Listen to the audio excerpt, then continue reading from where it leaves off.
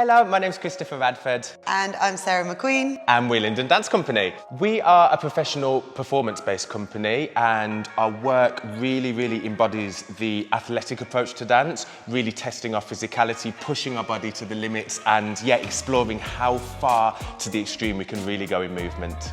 We collaborate with physical trainers and also psychologists to really build up and improve the facility and the strength of your body, but also what state is your mind at? Well, how are you able to process? Where is your resilience in order to get the most out of your body and mind?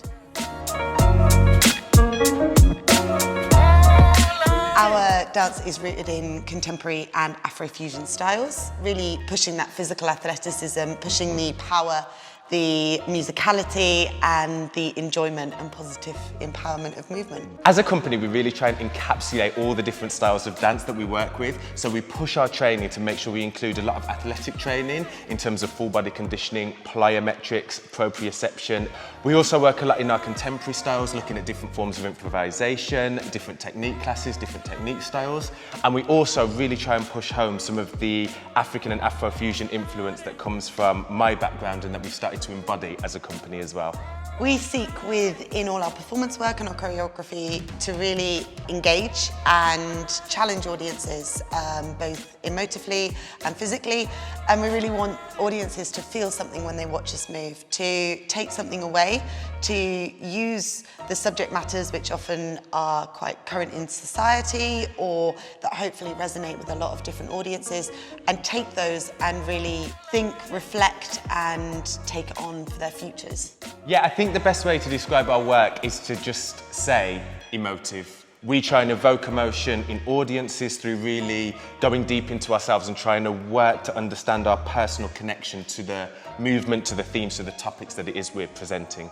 So we're currently researching and developing a new work that will be an outdoor duet danced by myself and Sarah. So the piece is entitled Unconsciously You, and it's inspired about biases. So our biases, our experience of bias, and a search to really move forward and understand how we can overcome or move past some of these. The piece is a very honest and personal work. We're drawing on our own experiences, how our experiences differ, and really delving in the research process through to understand our heritage, our history, our upbringing, how that might have formulated the way we think and how that might have impacted on relationships or ways that we move through life. We have been working with such an amazing team. It's been really wonderful. So we've had such a wide variety of collaborators and partners. One of them in particular who we've been working with is Helen Fruin, who's a chartered psychologist. She's been giving us a lot of insight into how the brain works in terms of fast thinking and how we make quick judgments on external to protect ourselves as a basic animal instinct. We've also had musical collaboration from musician Azizi Cole. He's been creating a bespoke soundtrack. We've had some fabulous mentorship from Gary Clark and Elaine Dance as well, which has been really helpful in terms of us understanding our process and really getting some great feedback and ideas of where we can take the work and how we can best shape it, multi-layer it, and push everything we do to emote our topics towards audiences. So our challenge became, okay, how can we delve into our experiences? How can we use the training from Helen? And how can we actually take this into a piece of accessible art that can make people think about it, can make people question themselves and be more aware of themselves?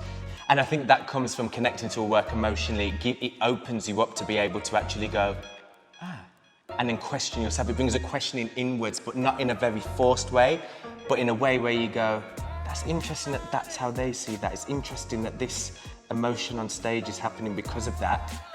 Actually, what does that mean to me? So it's very much a mixture of using those tools and devices to do so.